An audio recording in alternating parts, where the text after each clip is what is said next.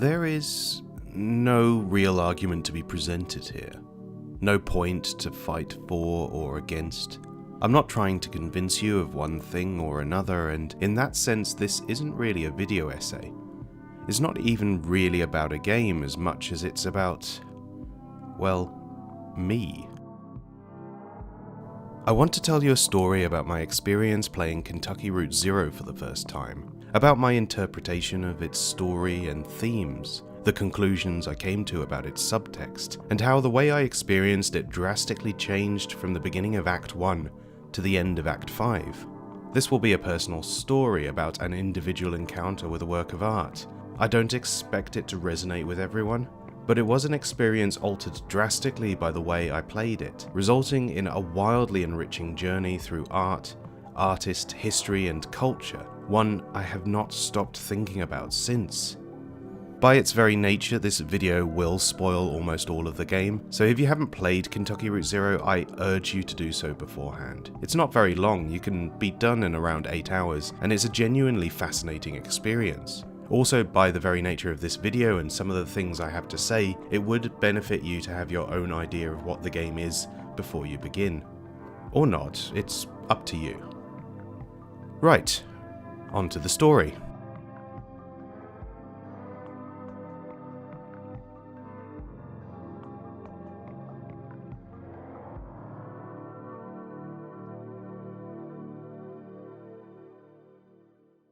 I've known about Kentucky Route Zero for quite a while, through social media channels and articles on mainstream games media sites.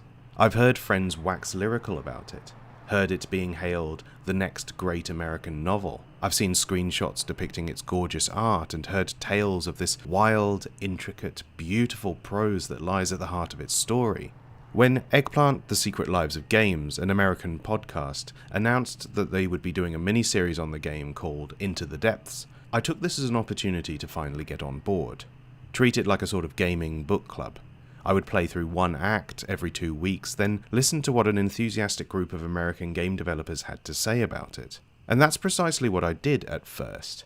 But as the weeks went by, I became increasingly unsure that this was how I wanted to experience the game. The lines between my own gut feelings and the intellectual osmosis of being trained to see beyond the prose ever blurred, and eventually I found myself at a critical juncture.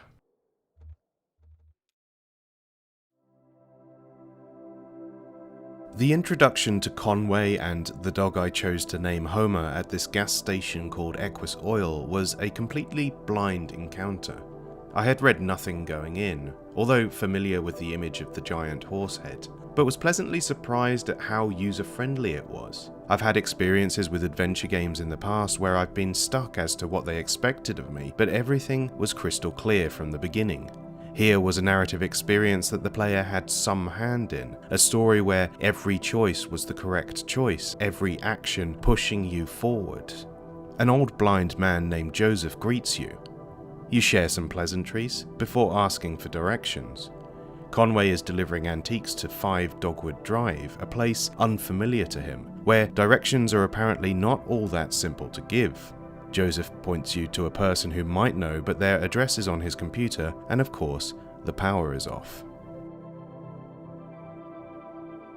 There's a trio of board game enthusiasts in the basement of Equus Oil: Emily, Ben, and Bob, quietly content with playing in the dark, loudly debating the rules of the game while you try to grab their attention.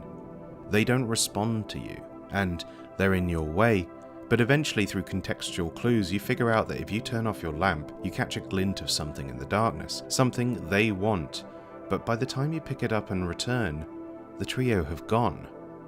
Spooky.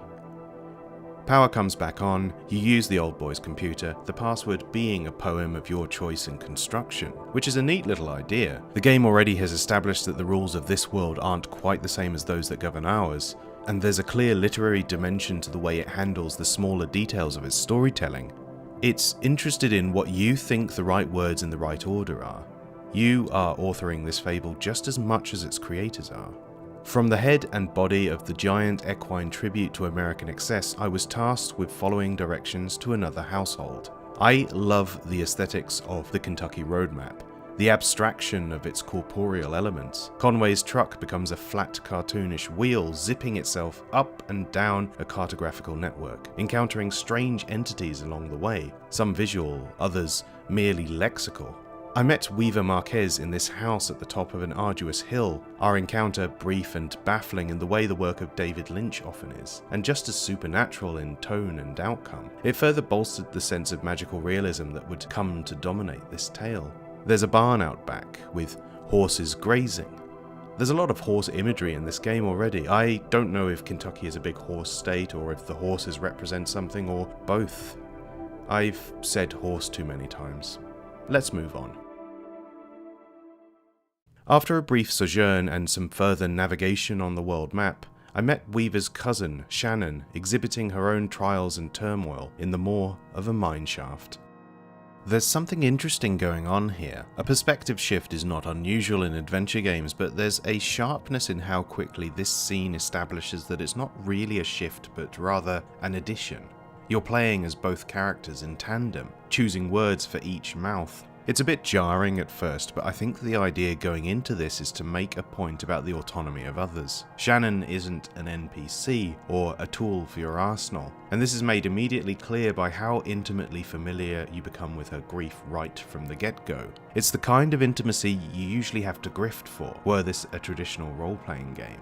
Conway and Shannon explore an abandoned mine, ripe with terribly tragic stories of worker exploitation and disaster. It's an interesting subversion of what I expected as you navigate the dark tunnels, because the path you're on at the start leads right through to the exit, while all others lead to dead ends and inconsequential vignettes. Exploration is not governed here by necessity but rather curiosity, but it's not framed that way. It made me reflect on how the rest of the act is an inversion of this. You're never placed before a branching web of options without directions to your intended destination. Here, you don't know you're on the correct path. Exploration became an accidental consequence of trying to find a way out. A small cave-in at the start of this scene leaves Conway injured. The remainder of the act has the poor bugger hobbling around at snail's pace, a massive inconvenience for both the man himself and the player, especially considering the slow crawl back up to Weaver Marquez's house. Weaver's not there. Shannon gets to work fixing the TV, and then something happens to the barn out back, dissolving away to expose the road ahead, the fabled Zero. We've made it at last. And then...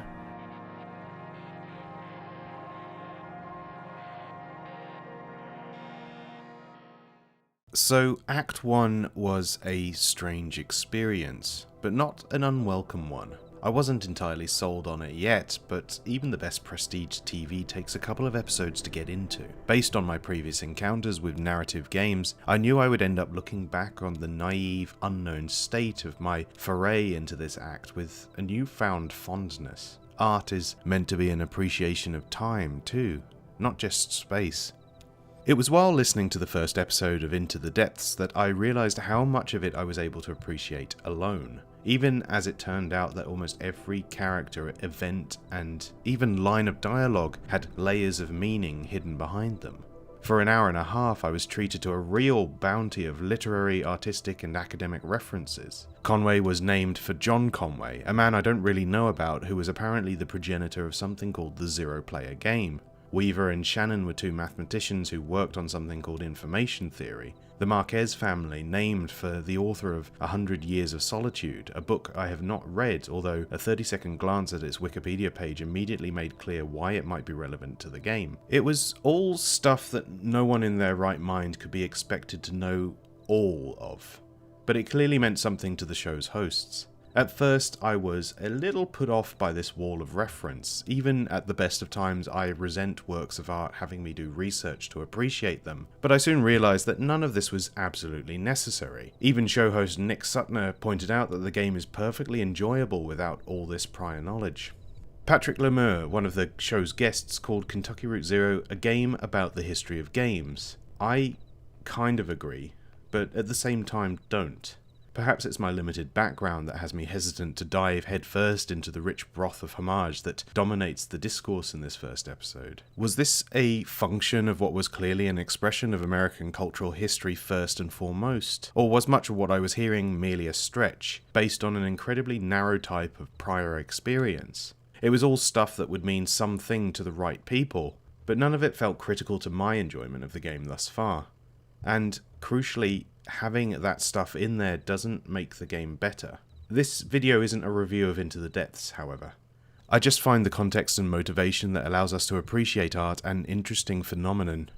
I took a moment to appreciate this notion that there's no true universality when it comes to art for this very reason, but also that my experience playing this act blind was not diminished by that lack of context, that I had a context of my own to contribute to it. My time in the world indulged a certain symbiosis with the great, terrible American experiment. I don't know Kentucky, but I do know what the boot on the neck of the common man looks like, even if the laces were tied in a different manner here. A few weeks had passed and I fired up the first intermission, Limits and Demonstrations, an art installation for a revered artist named Lula Chamberlain that offered up a number of interesting narrative threads, most striking of which was an interactive audio account of a group exploring an unknown cave system. My experience with art in the traditional sense has always been at arm's length. You appreciate it with your eyes or with your ears, and there wasn't ever really a tactile element to it. I knew stuff like this existed and I understood immediately what it was trying to convey, but my frame of reference was a bit too narrow to take it all in. In-game, the piece is called Overdubbed Namjoon Pike Installation in the style of Edward Packer. Namjoon Pike is a fairly well-established artist, so if you know who they are, you'll know why they're referenced in name here. I didn't. I'm not very well read, I should point out, so my obliviousness to a lot of this probably isn't reflective of how the general audience will take it. I'm not sure who Edward Packer is. I couldn't really find any information online, and I wondered if they meant Edward Packard, the father of Choose Your Own Adventure books, since there was a very tangible sense of that in this installation. But I'm not 100% sure I'm right about that, or anything for that matter. While I get the motivations behind using cultural history as a basis for creating new things, I still feel like some of the references in this game are a bit niche. This one, though, with the names of the reference in the title, this one I have to give to them. Writing's literally on the wall. Looks nice though. There's some interesting graphical effects going on, and some of the installations look like they couldn't exist in the real world, which fits the tone of the whole thing perfectly. I especially liked the chaos of Visage, a perpetual maelstrom that immediately catches your eye as soon as it hits the periphery of the screen. It was a good idea also to have the exhibit viewed through the lens of not us, but rather Emily, Ben and Bob. It's not clear who they are in relation to the space around them. Their presence has all the appearance of a Greek chorus. But through them, it's not just art made by folk in universe, but also displayed and appreciated in universe too. I'm not quite sure what the function of these interludes are in the grand scheme of things yet, but it's an interesting precursor for the things to come.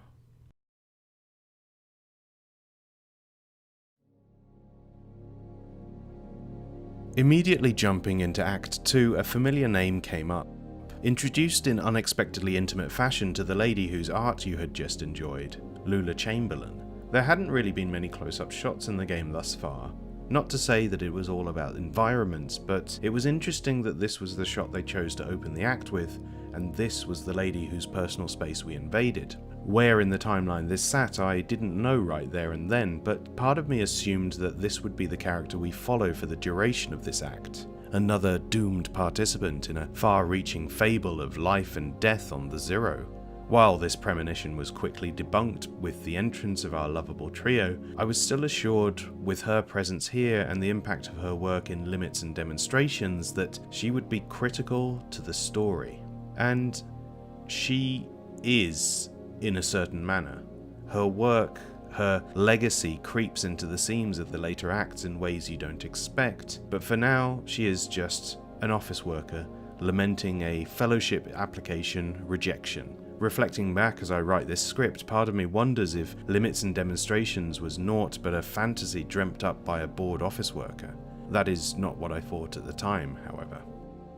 Conway, Shannon, and the dog with the straw hat I called Homer ended up at this place, the Bureau of Reclaimed Spaces, a church of sorts, except it's not. It's an office. The mountains of paperwork are a different kind of mass altogether. The main task at hand remains, and you ask for directions to Dogwood Drive, sent instead on this wild bureaucratic loop, interrupting strained clerical workers, big presentations, and a room full of bears in search of Lula Chamberlain. Except I didn't. Well, I followed the loop at first just for the theatre of it all, but I already knew who I was looking for, because as an audience member I was already privy to that information. Some of the conversations in that first podcast came to mind as I just stated on this divide. The role of the audience in a performance. How games inevitably become a reference to the conventions of playing them. Was I really controlling Conway and Shannon, or just directing them from afar? How responsible was I for maintaining a sense of immersion when I had far more cards in my hand than they ever would? Our first time on the Zero, and it's a weird place.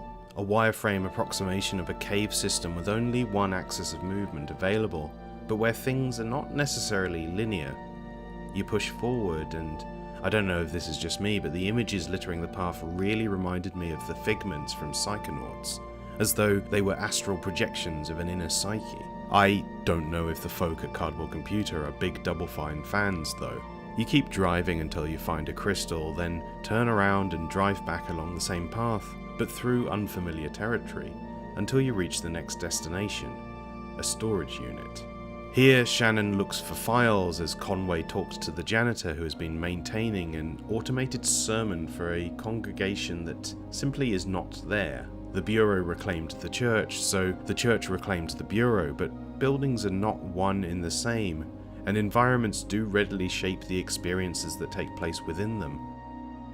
With directions in tow, Conway's stanky leg becomes a more pressing matter and you head back to the surface in search of medical assistance, back onto that lovely Kentucky road map, with the little cartoon wheel representing the van, eventually stumbling upon a strange living exhibition called the Museum of Dwellings, a young boy called Ezra and his gargantuan avian brother, Julian.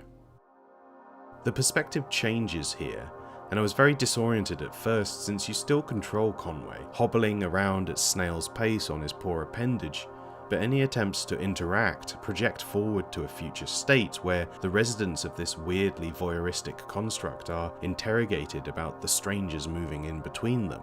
It's a conversation about Conway and Shannon, but it treats them like hostiles, an invading presence that could pose a threat to the cohesion of this installed community. But the community aren't having any of it. They have their own problems to deal with. The museum is clearly unfinished, the roof is open, water trickles down all around. They can't sleep. Dispossessed of their own peace, these residents have been forced to inhabit a new paradigm of living thanks to their slumlord curators. So why would they really give a shit what Conway and Shannon are up to? They're just looking for a doctor, man. We were whisked away far beyond the confines of the road map, guiding this magnificent bird of prey, following vague directions until we came across a forest. Sat down in dense woodland and controlling Ezra, we ran through what seemed like multiple realities. Or was it time skipping forward again, buildings blinking in and out of existence through the gaps in the trees until we come to a stop at a single homestead. The man who lives here is a doctor, only it's us making the house call. He takes a look at Conway's leg as Shannon distracts Ezra by interacting with the TV, and as the show winds down to another intermission, we hear fragments of the terms and conditions of Conway's ruinous recovery. I would say it's a bit on the nose, but to be honest, it's the most believable aspect of the game. There's more chat about references in the next installment of Into the Depths. One thing I really appreciate about the Eggplant podcast is how thorough the show notes are. As bewildered and overwhelmed by the breadth of the game's context I am, I have been reading into the stuff I didn't know about, like the game of life, Namjoon Pike, Corbusier's 5 points of architecture, etc., etc. To say that it has just been a wall of references is to do the show a disservice, however. There's a lot going on in Kentucky Route Zero. One has to factor in the background of its creators, the history behind its setting, the player's own influence on the morals and themes they take from it. There was some chat about the different roles you could take while playing the game, picking dialogue that matched a particular personality you wanted to ascribe to its cast. I didn't do this. All my choices were gut instincts. The right words in the right order were not some strategic paradigm, but rather an emblem of my ever-changing state of mind. Fickle, I think some would call it. But the tone of the writing supports even this chaotic approach to making choices. There are no paragon or renegade options here, just a plethora of increasingly sad, beautiful, poetic, prosaic statements that mean everything and nothing. Thematically, what I take from it and what seems to be the consensus is that the whole thing is supported by thematic pillars. Debt, ruination, and hope. Debt as the most front and centre theme, made increasingly clear as the acts proceed. Everyone owes someone something, and it's always a someone you don't see, invisible, but always felt, like the wind. This is a society where the people in positions of power are only interested in what they can extract from the earth, not what they should be putting back in. Act 1 was all about oil and coal, resources sought with blood and bone, but with nary a soul present to tell their stories. Act 2 has this weird but believable clerical space that dealt in taking back things long abandoned, and even the things that haven't been left to gather dust are swept up, taken and shelved as exhibits for all the world to see. There's no healthcare infrastructure here. Where are the hospitals? Why do we have to go deep into the woods to find a medical professional, and even he works for the bloody Consolidated Power Company? It's crap. It's really crap. And the worst part is, I know it's all real. In spite of all this, people with nothing always find some thread of hope to cling to. That things won't always be this bad. Conway, Shannon, and the dog I called Homer push on because they still believe there is something to be salvaged from all this. A van full of antiques with an eager recipient to reach. That's something, right? It's enough for now, anyway. One other thing I took from this volume of Into the Depths is apparently I missed a lot in this act. Horseshoe crabs, a weird man with a barbecue playing an organ, a meteorite landing. One could argue, as the point is made on the show, that it's not missing anything, it's just your experience of the game. But no, I missed a lot. I wanted to see all that mad stuff, but never mind. The show must go on.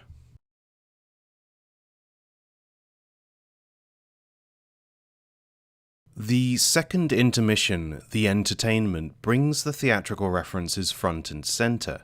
But my role this time was not of instigator, but of passive observer. First-person perspective, full 360-degree motion, allowing me to look at both the stage and the audience. At first, I wasn't quite sure if the dialogue moved on regardless, or whether it was triggered by my line of sight, but having the action take place all around ensured a certain degree of consistent engagement in what was a slow and almost excruciating process through a story that held all the common themes of the game thus far.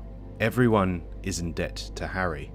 Harry's in debt to the distillery, but there's also a sort of secondary emotional debt going on. The burden of relationships, the horror of being honest with people. I wasn't a huge fan of this interlude. I felt it dragged on too long. The characters frustrated me, and it kept throwing in names, even familiar ones like Lula and Joseph, as though to catch me out. One of these people will be integral to the plot, its subtext boldly claimed to me, but we aren't going to tell you which one. Also, it's incredibly cheeky to have a big glowing exit sign in plain sight, but not allowing you to interact with it. The stage notes say it's fine for the audience to leave, but we're not the audience. It took me a while to realize this, but I was a part of the play. Even though I had nothing to say and no actions to perform, so you just sort of sat there for nearly an hour waiting for this reckoning to happen. While writing this, but not at the time, I wondered if the interludes were a present state reflection of the events of the main game, retellings of things we've yet to see but they've already seen. According to the set notes, this play takes place in 1973. You see a young Lula Chamberlain in the wings, but Emily, Ben and Bob are there in the audience, and they were also in Limits and Demonstrations, unchanged, and also present in the world of Conway, Shannon and the hound I named Homer. When even is 1973? If all the timelines of Kentucky Route Zero are happening at once, what does that mean for us as both audience and somewhat contributor to this literary fable? If these are the truly vital, critical moments of the epoch, what will happen to the mission of getting antiques delivered to Dogwood Drive? Will reaching our intended destination be the true denouement of the game, or will the tangents keep splitting off until we are but a fragment of a microcosm of someone else's tale? And what about Emily, Ben and Bob, who appear to phase through the seams of reality? Do they act as a conduit connecting our worlds together, or are they simply a literary conceit, there only to perform some begrudging element of continuity? As the play comes to an end, an electric skeleton appears out of nowhere, ledger in hand. And boy, if that isn't an omen of things to come, I don't know what is.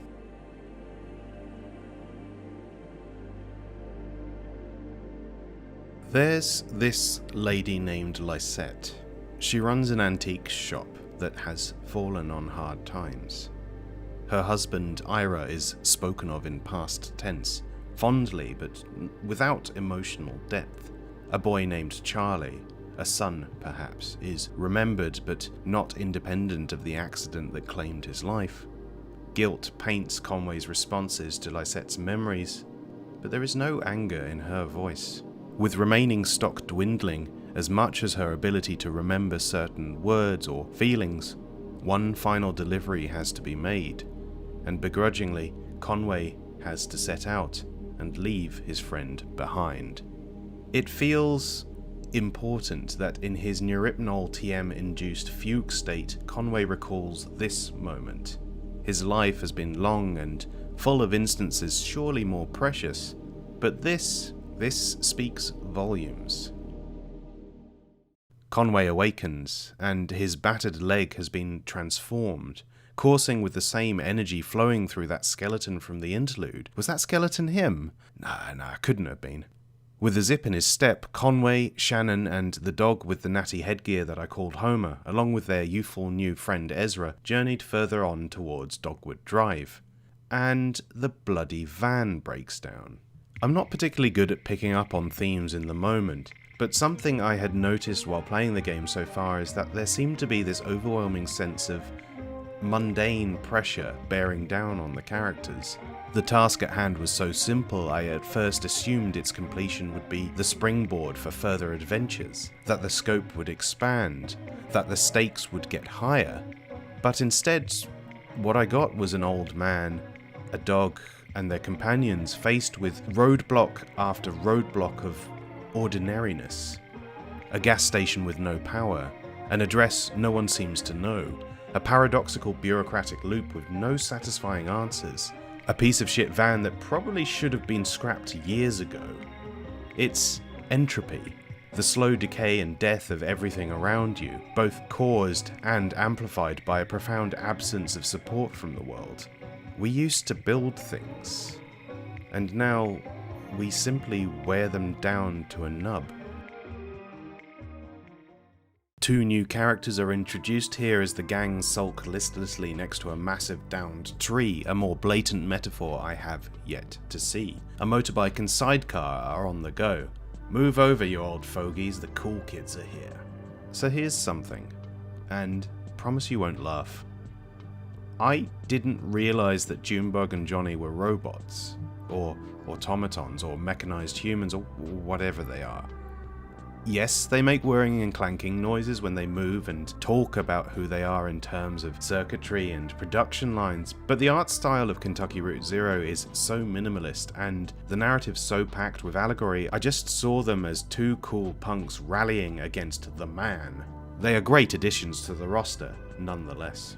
The deadly duo help us fix the van, and as remuneration we dutifully escort them to the venue of their gig, the lower depths. And there he is, Harry Esperanza, the man from the interlude. That's the name that will be critical to the story. Or not really, as the case may be. A bit of a red herring. Well, he foreshadows a later scene in this act, but in that sense he's really no more critical to the story than Emily, Ben and Bob.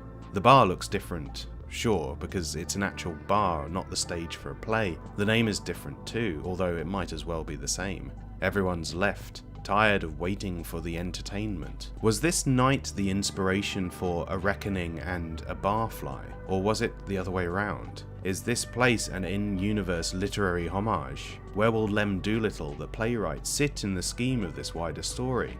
Or is it all just flavor text?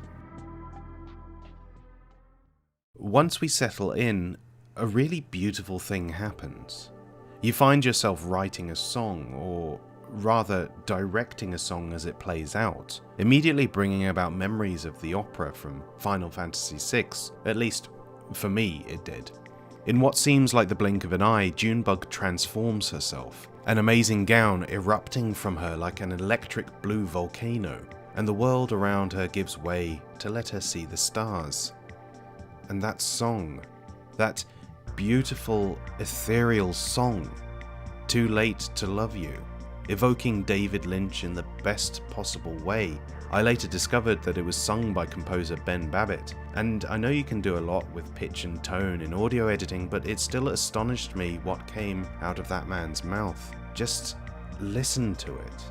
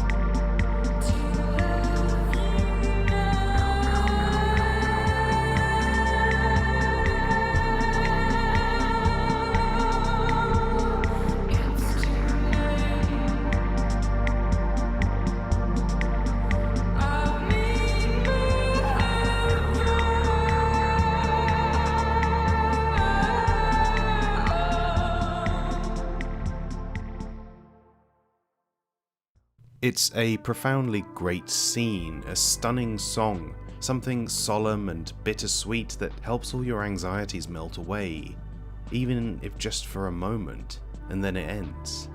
The roof comes floating back down, guiltily, like a prodigal son. The stars are no longer so generous with their presence, and everyone goes about their business.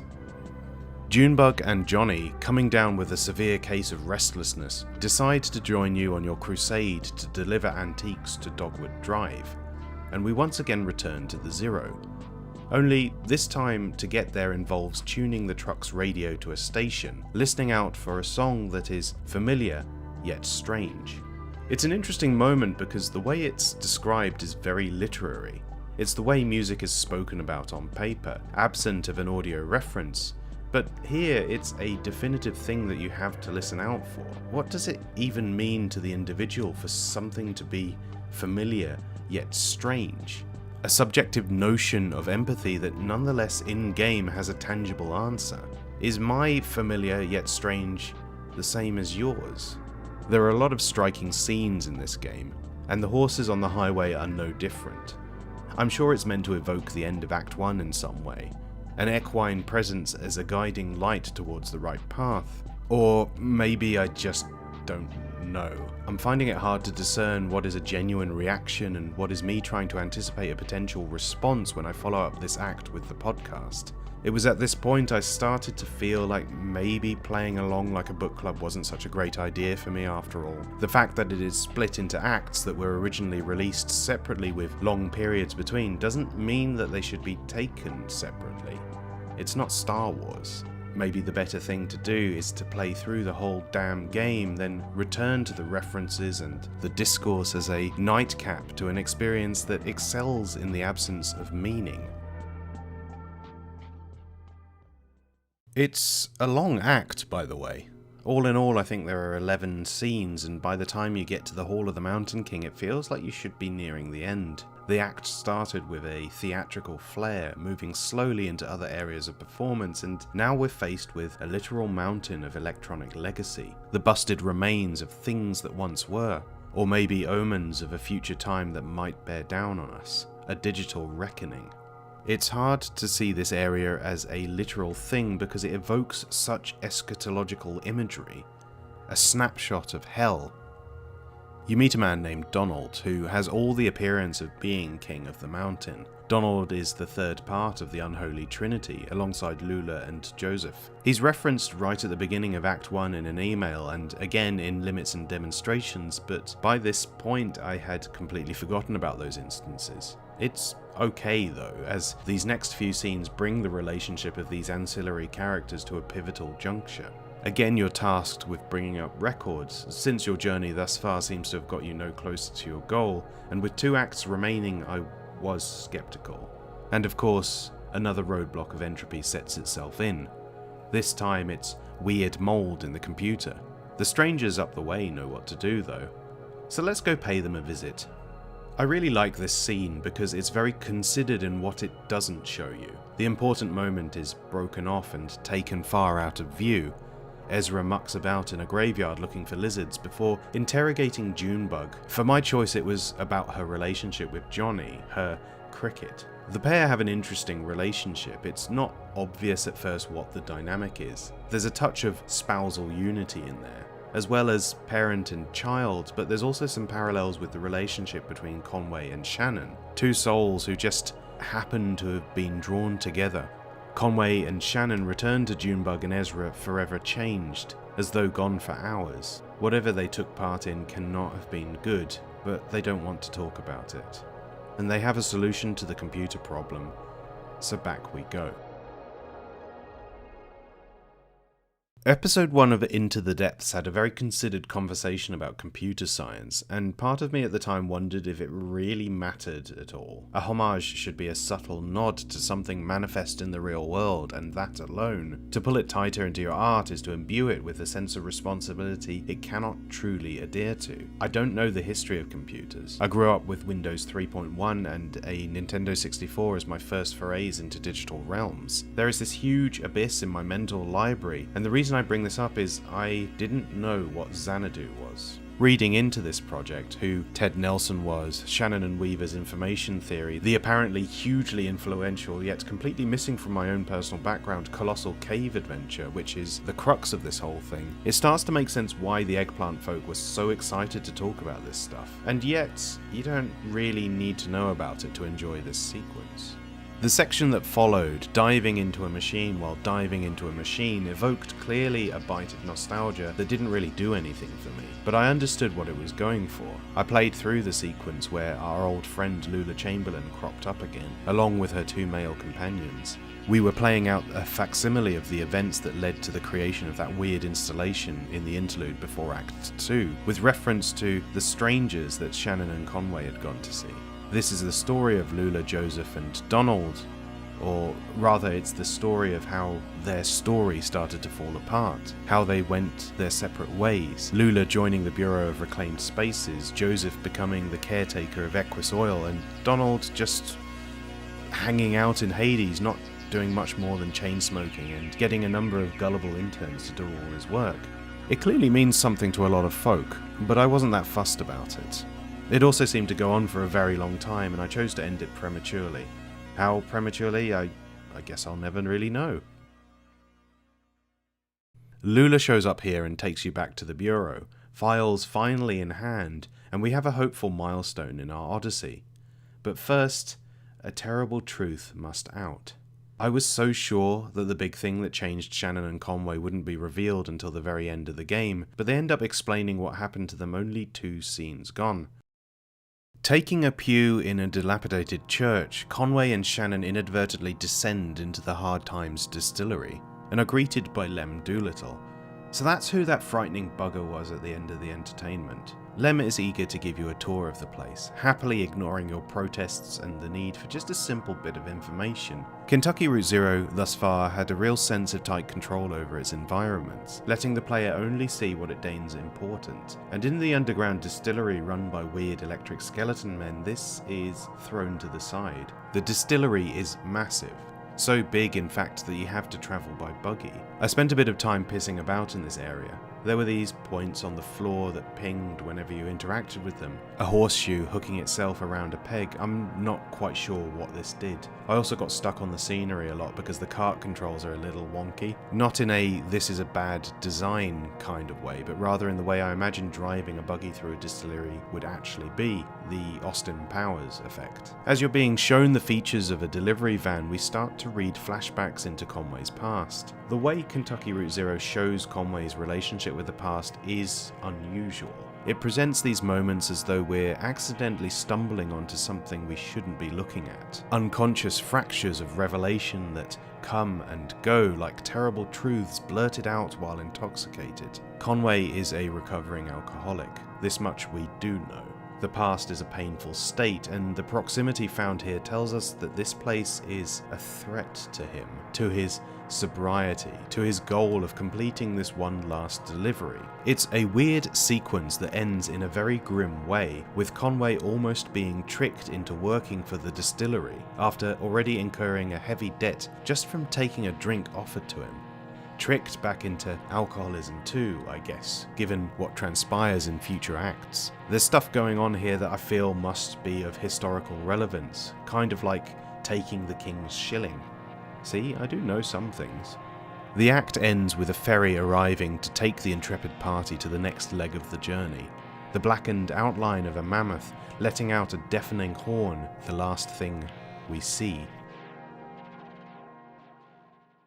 Debt seems to be the big topic of conversation in episode 3 of Into the Depths. The doctor talking about consolidating medical bills with the power company. The weird aesthetic choice of the electric skeletons apparently being a visual representation of the calcification of debt. Harry selling IOUs to the distillery to pay his bills. In a world plagued by entropy, it is so paradoxical that debt becomes the one thing that never really decays. I thought games were supposed to be an escape from the pressures of the real world. There's also some interesting chat about, and I quote, shifting, dissolving, changing liminality. Kentucky Route Zero in general is a game full of liminal spaces. It's grounded and surreal. In my video, An Isomer of Reality, I talked about how pairing the mundane and the sublime allows us to make sense of even the most abstract ideas. There is so much weird shit to see here, even before we even set foot on the Zero. It's a world of giant hawks and non-Euclidean spaces, punk robots, transformative debt, but it all makes sense because it hooks itself onto these primal human anxieties that are universal. Much like how Cosmo D brings Off-Peak City to life by aping ordinary interactions, Cardboard Computer invites us to indulge in this strange vision of Kentucky through a marriage of the conventional and the metaphysical.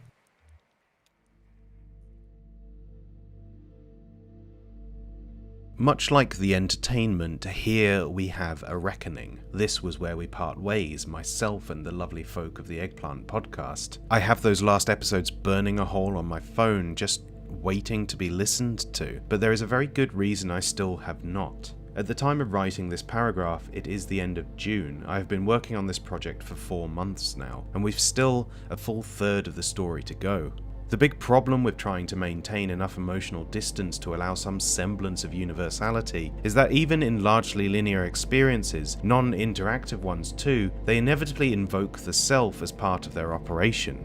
Context matters, of course, and having a companion to my own journey with the game helped me to put the disparate components in a legible order, but I can't help but think about what my time with the game thus far would have been like without building up these intricate analytical skills along the way. I wanted to finish this story alone first, before I go back to those last few episodes. I suppose a part of me was worried that I was quietly losing grip on the whole cognitive process of experiencing art for the first time. It was no longer a virgin encounter in my mind, as I was pulling the context of the lives of others into my own critical appreciation of this game. In retrospect, I could confidently say that I had reflected on how the discourse around each act was shaping how I would approach the following one. That there was a big push and pull in what I was experiencing fresh firsthand, and what the podcast had been teaching me about finding meaning in all things. But the reality is, I got impatient. The podcast episodes were being recorded 2 weeks apart, and I was simply raring to go. So the next few chapters,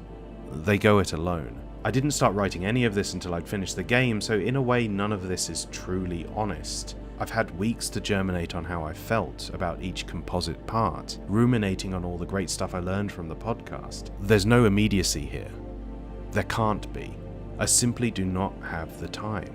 While writing this script, I've also been at a critical juncture in my professional life, revising for exams and building a portfolio to achieve the single most vital qualification in my career. Also, the pandemic's still raging, and as someone who works in a hospital, let's just say I've been rather busy. But then, it's not a let's play. And if you're still watching, you're clearly not here for some reactionary patter. The static canvas project requires time and influence and context. The channel wouldn't exist were it not for the video essayists that inspired me to start it in the first place. I am who I am because of who came before me. We all are. In these next acts, I tell a different story. No more references, no more invoking the words of others. Here we are all out of context. Other people's context, that is. I can't really invoke the death of the author because this story is all about the author, and that's me.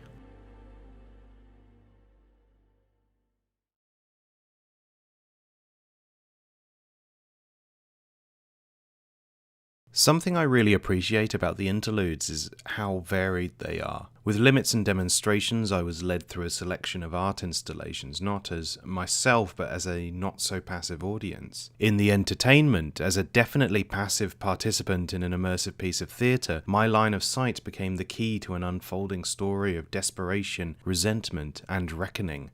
In their original context, they were stopgaps, to temper what I can only imagine was the complete agony of having to wait so long between each act's release. In hindsight, 7 years doesn't sound like a lot, but when you don't know how things are going to turn out, it must have felt like an eternity. Independent of this original context, they have this nice symbiosis with the corresponding acts, a sort of palate cleanser for that which came before, and an induction for that which is about to start. In Here and There Along the Echo, I was sat before a phone, picking up the receiver in a nice piece of tactile interaction, and punching in the numbers written down before me, a pre-recorded voice slowly introducing you to the titular service, courtesy of the rather cool-sounding Bureau of Secret Tourism. Most people in 2021 still know about automated services. Many still use them and bemoan the tedium of having to weather the gauntlet to actually get to speak to a human being. But there was a time before the internet evolved into what it is today, where this system had a much more central role in our daily lives. I remember clearly it being one of the only ways to find out about film screenings at the cinema. Kentucky Route Zero is a game that is mostly text-based. Whether because of limitations or through acute creative choice, there is very little voice acting in the game. So when voices do show up, it takes you by surprise. Brings even inanimate objects to life. A voice in your ear is such a weirdly intimate experience by comparison. The characters whose lives you've been following so closely don't even have faces, and now a man on the end of the phone tells you all about these strange, liminal spaces that exist along your next path, the Echo River. I didn't go through every option. Much in the same way I don't exhaust conversation trees in role-playing games, I simply do not have the attention span to engage with structurally similar things for too long. I stopped listening to Welcome to Night Vale for the same reason. It's not a value judgment. I don't think things are bad simply because they fail to keep me gripped from start to finish. I had just had my fill and was ready to move on. So I hung up and moved on.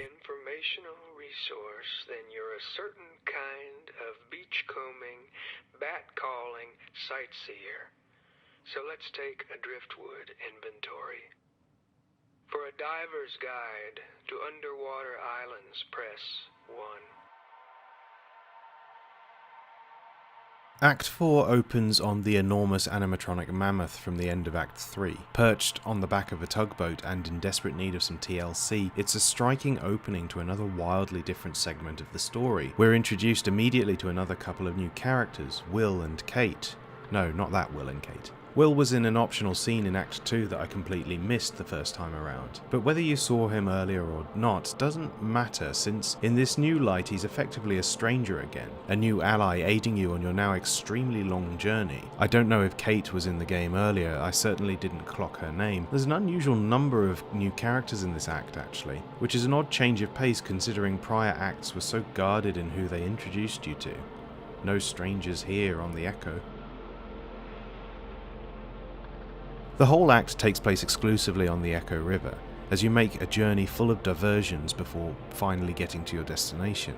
It's weirdly populated compared to the Zero. Although aesthetically very similar, there are no abstract projections, but rather tangible places. The Zero is a place even referenced with caution and concern, but the Echo feels like somewhere people live, where you can breathe and thrive despite the initially hostile seeming environment. I guess the transient nature of the river allows for the same sensation of temporality, contrasting with that idea that while you never really know where something is going to be, you know it's going to be somewhere. If the Zero is metaphysical, then the Echo is very real. The narrative structure is a bit unusual compared to that which came before. As you make your way along the river, the boat makes scheduled stops and you have to make a choice: stay on board or alight. I've not played through again, but I'm certain this means there's an enormous number of combinations for how this act turns out. More substantial than the choices made in other acts, you will inevitably miss things one way or another, and they might be minor character building accoutrement, or huge revelations that could be a vital component in your personal understanding of the work as a whole. Actually, I lied, I have played through this act again. I had to because I'm a stupid bastard who never thinks to capture footage in the moment, despite how easy it is to do on the PS4, but the choices I made that are seen here are the same as my first time around. Speaking of the PS4, I have a weird relationship with the PlayStation's trophy system. I think overwhelmingly that it's a bit rubbish, but I think it's that way because it's underutilized by games, even the ones that claim to break the fourth wall, on account of cross-platform requirements, a lack of general interest in their potential, or simply because they're just digital trinkets designed to show off how far you've made it through a game. They are singularly obtrusive and eternally irreverent things. I bring this up because for the most part Kentucky Route Zero's trophies are fairly rote. You get them for completing acts, finishing interludes, discovering specific optional scenes within the game. One of the trophies you get is for completing Act 4 again. This strikes me as an odd addition. I get it, of course, since the choices you make in this act drastically change what parts of the story you get to see, but I couldn't help but wonder if there was something deeper at play here. This whole experience has been one of challenging notions of what storytelling could be, and maybe there were cues within the journey that would solve this particular riddle. Was something about to happen that would push me to restart, choosing a different path in a desperate struggle to change the fate of the party? Or was there a hidden, optional element of time travel? The River Echo loops around on itself much as the Zero does, and if time is a flat circle, does this potentially mean we could be running into our past selves along the same path? You know that phrase, you can't see the forest for the trees? Yeah, well I think I might have been barking up the wrong ones here. We travelled further along the Echo, visiting a gas station, a lonely telephone, a bar called the Rum Colony, and more. One particular moment stuck out to me as I entered a building called the Redvansky Center, taking some tests to make a bit of money. I don't know what that's in reference to. Moving from room to room as the perspective shifted to a view through the lens of a security camera, and two strangers, Mimi and Jen, comment on your movements. I guess the symbiosis here is that they are watching from afar much as I had been this whole time, and that gave them an overview, more cards in their hand much as I had in mine. It afforded us an unearned camaraderie with one another, as we overlooked Shannon and the others as they reflect on the past with both fondness and regret. This scene takes place well into the future, but references not only things we already know about, namely the death of Charlie, Lysette's son, but things yet to happen in our timeline. A terrible storm raining down legendary destruction on some poor, unassuming sods. This is a great sequence of events, touching on some of the meta ideas of the game as a whole, the discord between actor and audience. I thought there was something in this sequence that read to me as one of those clever narrative devices that uses a relatively mundane thing to speak volumes about something far more important. Nothing really mattered here, but of course, it all did. And that haunting shot of Conway from afar, surrounded by electric skeletons, the strangers from the distillery, spoke of far more serious things down the road. River. There's a moment where Conway and Shannon disembark in a small motorboat, travelling through a dark and winding cavern filled with bats. You steer the boat by pointing Shannon's torch, and at one point catch what seems like a spectral echo of these skeletal figures in an adjacent boat. It's the strangers from the distillery. Conway waves to them as they move away from you. Were they just checking in? The further into the cave you go, the more the shadow of another boat appears just out of range of your torch. You catch slow but hard to pass shots of the strangers. It feels like you're being hunted. You end up in some kind of flooded underground station that's also a telephone exchange, courtesy of the Bureau of Reclaimed Spaces. Shannon gets out of the boat to deliver a parcel and learn about the history of the exchange, another story of people with power being total bastards, naturally. And as she turns back, she sees Conway in another boat with the strangers from the distillery. The calcified debt now taken over his whole body, sailing away without so much as a goodbye.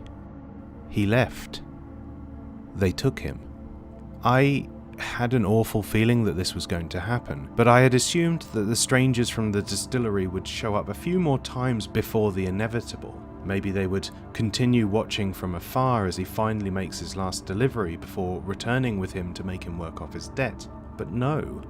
Here and now, mere moments before reaching the climax of this strangely meandering expedition, he left. They took him. The moment that really punched into me the fact that he was gone for good didn't happen until a bit later on. Shannon rejoins the others at Sam and Ida's, a seafood restaurant on a platform above a diving bell. And when they ask where Conway is, without so much as an emotional beat, she replies as though what happened was an everyday occurrence. This broke my heart. I don't know America all that well, and I especially don't know the history of debt and labor relations in Kentucky, but I read things, and I've heard enough personal accounts to know painfully well the numbing resignation of having experienced trauma after trauma, loss after loss, to such a degree that losing another person to the jaws of greed and exploitation barely registers. Shannon did not know Conway before the events of this game, and at first it's a little weird how willing she is to just blindly follow him on this trip. Time on the Zero doesn't really follow conventional rules, but in my mind the events of the game take place over a single evening. And even in such a short space of time you have this sense of kinship, unspoken, two people who have just clicked into place like pieces of a jigsaw, not in a romantic sense. Not even in a platonic sense, really. Shannon and Conway were always meant to embark on this journey together, and I don't even really care if there's some strong thematic sense behind it or if it's evocative of some piece of referential culture. This is a pure, raw, primal form of destiny. So when Shannon tells the others, simply, awfully, that Conway has gone, I instinctively knew that this was the way it was always going to be. It didn't matter if you played through the act a second time. If you picked different options next time, the illusion of choice here was never going to be strong enough to save him. He left. They took him. I think maybe that a fundamental aspect of surviving in a world like this is coming to terms with the fact that people will enter and exit your life in abrupt and often muted ways. There can be no stable community so long as there's no infrastructure to support it. While surprised that he scuttled away so close to the finish line, there's an atmosphere of beleaguered acceptance from the group as they discuss the next steps. Even Ezra lingers very little on it. Entropy affects personal relationships too. There's a really lovely cover of Jim Reeves' This World Is Not My Home as you leave the restaurant, that spectral band playing in the foreground once again. I stood and listened to the whole song, not sure if I even wanted to carry on, but I knew I must. Those antiques weren't going to deliver themselves. Lord, what will I do? Angels beckon me to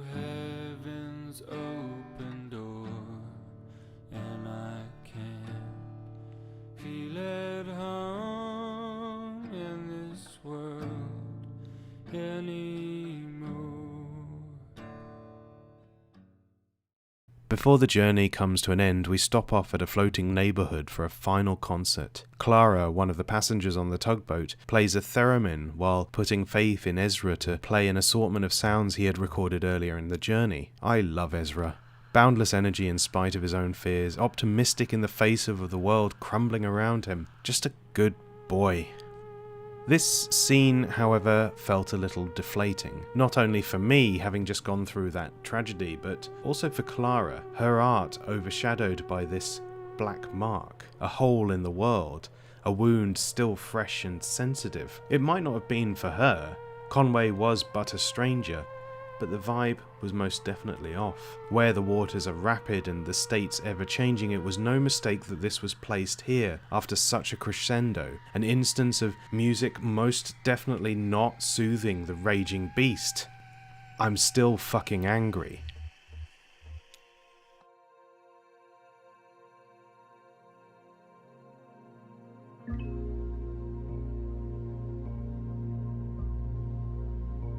The act ends with the remaining gang loading Conway's clapped-out van off the boat and onto a jetty, realizing that there's no way they'll be able to get it up the rickety spiral staircase that's being illuminated from above. With Conway gone, the van too will soon fade from memory, and I'll be honest here, after this point I barely acknowledged the hound with the hat that I called Homer. I can't even remember if he makes it to the surface. Grief, it's a funny thing.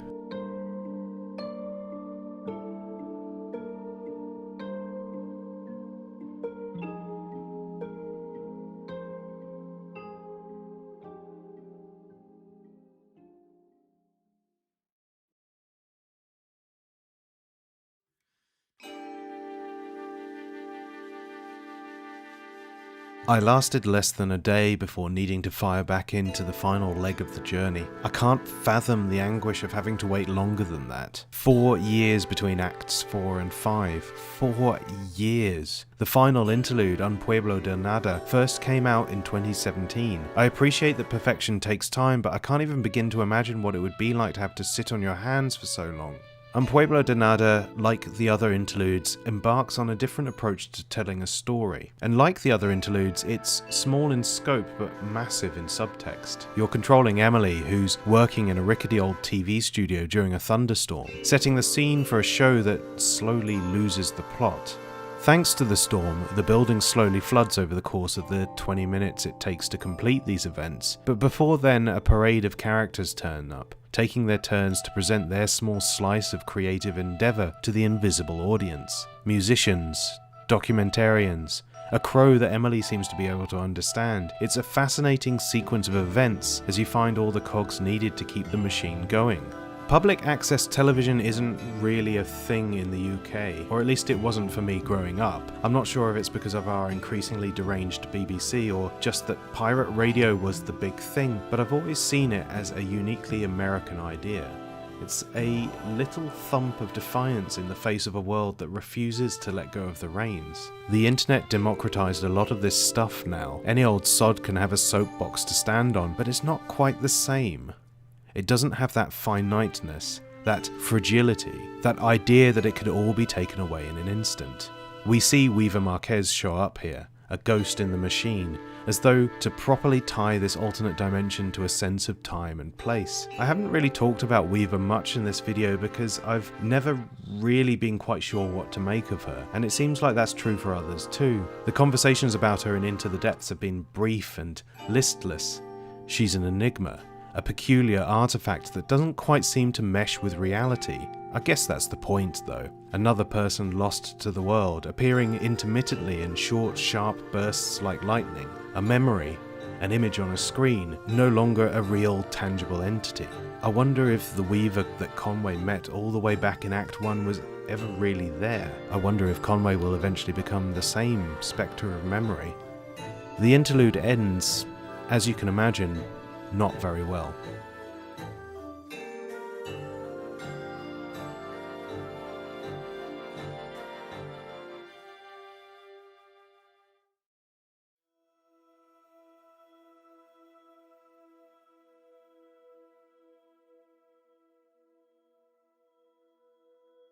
Dogwood Drive is not what I was expecting. A street literally washed away by a divine flood, your party emerges amidst loss and grief, a place haunted by both the living and the dead.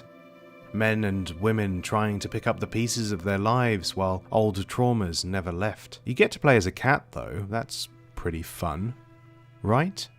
The numbered scene structure of previous acts is abandoned in favour of something a bit more loose, I guess the word would be. Returning once again to the idea of theatrical paradigms, I guess this is Kentucky Route Zero's one-act play, and it's an unusual act for a number of reasons. The space you inhabit is big and bright, which, aside from being an obvious juxtaposition to the dread and chaos of what happened here, gives the environment a much calmer and more contemplative feeling. Kentucky Route Zero was never a high-octane thriller, sure, and one of the things I really love about it is that it gives time and space to things that probably wouldn't matter in any other game. It wants you to stop and think about what you're seeing. It wants you to ponder implication and intent in its artistry. It wants you to be Cameron from Ferris Bueller's Day Off. But it's also dark, not even necessarily in terms of its themes and subtext, but in its palette. It's muted and muddy, and its use of light implies a great blanket over everything. Even when on the surface, riding abstractly along the Kentucky roadmap, it feels like you're underground, and it used that to such great effect, framing bursts of light and colour as bastions in a void. Dogwood Drive, honestly, intensely, readily feels like the first time you've actually reached the surface, and as a result it feels naked, vulnerable, as though the romance of the adventure has come to an abrupt stop. We are truth coming out of our well to shame mankind. But we're a cat, and that's nice. Events play out in an undefined order here, triggered by the cat's proximity and a series of translated yowls. It took me a while to figure out the system here, which, considering how immediately understandable the rest of the game is, was surprising. Dialogue, as in the entertainment, is mostly progressed automatically, but the story doesn't progress until you've seen each scene to its completion. I have a horrible attention span and was eager to explore the town, so this didn't do me any favours, but I eventually figured it out. There's 3 different styles of presenting the text here. One, from the cat's perspective, plays out in real time, prompted by player-driven meowing. Another, for some conversations where the party is present but not all, is the traditional choose your response we've come to know and love from the rest of the game. Then there's the way the stories of Dogwood Drive are presented. Tales of phantoms, hearts no longer beating but bodies ever present, where the dialogue prompts are keywords instead. This is a thing from adventure games, absolutely, but I'm not quite sure what the relevance is. It distinguishes what's being said and what's being told, what's an account and what's a feeling, a form of folktale osmosis. It's interesting that we never really see an antagonist in this story, even though we can feel their presence throughout. There are no ivory towers, no cheap men in expensive suits with slicked back hair and vacant smiles. Even the strangers at the distillery, whose impatience takes Conway away from us far too soon, they're victims of the same rigged system. The malice can be felt throughout, and never more so than in the detritus of Dogwood Drive. For the entire act, a man named Ron silently grieves for, then slowly pulls out of the water 2 drowned horses and prepares them for burial.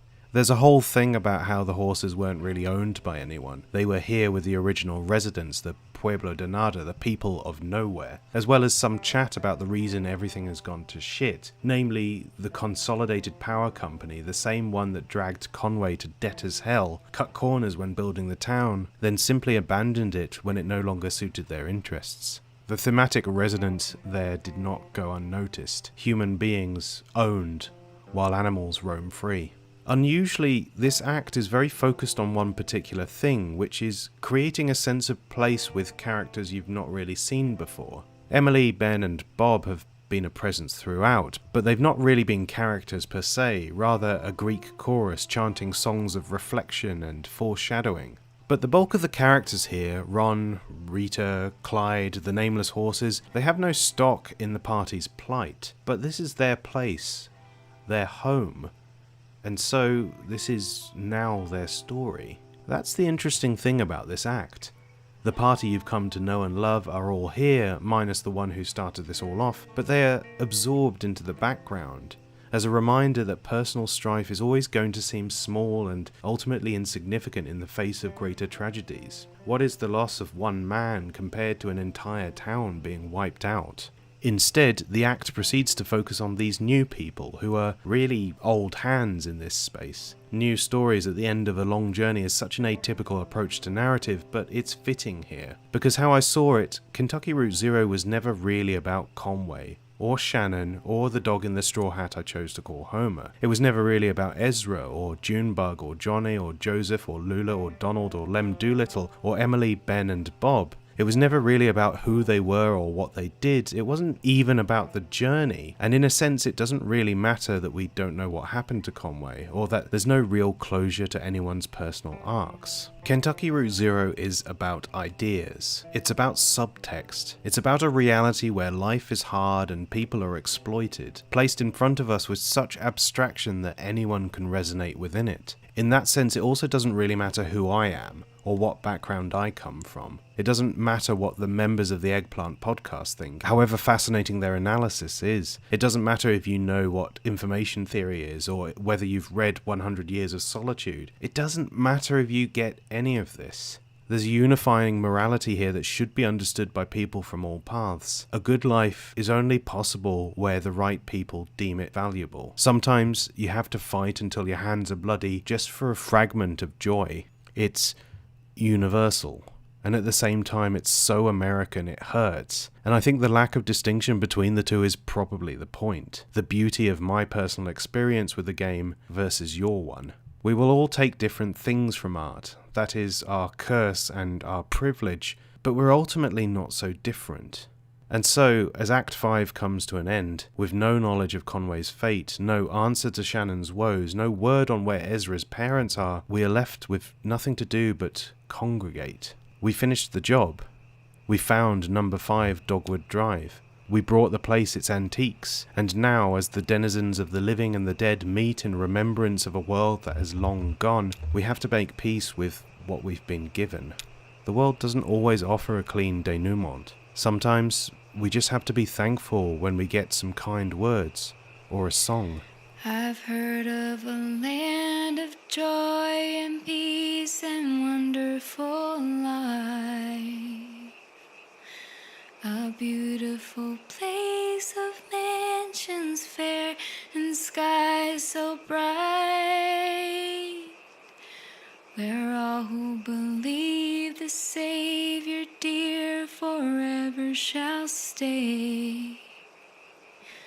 And having been saved by grace divine, I'm going that way.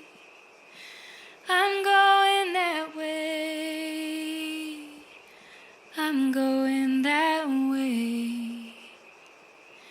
Yes, dear, the Savior I adore is with me each day. I'm clinging to Him and never to stray. Just singing praises all day long. I'm going that way. Well, glorious news I tell and sing as onward I go. For those who are still astray in sin, my Savior may know.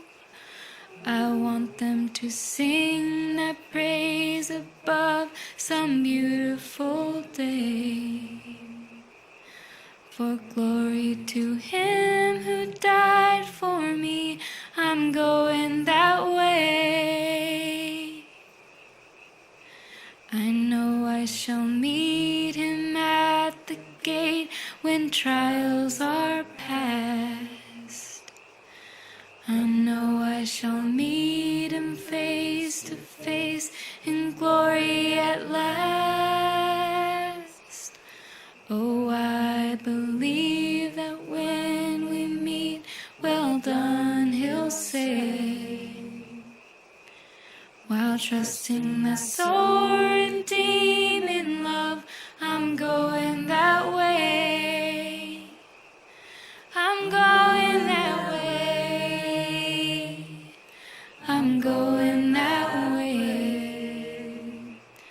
Yes, dear, the Savior I adore is with me each day.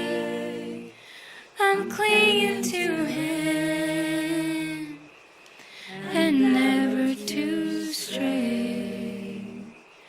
Just singing praises all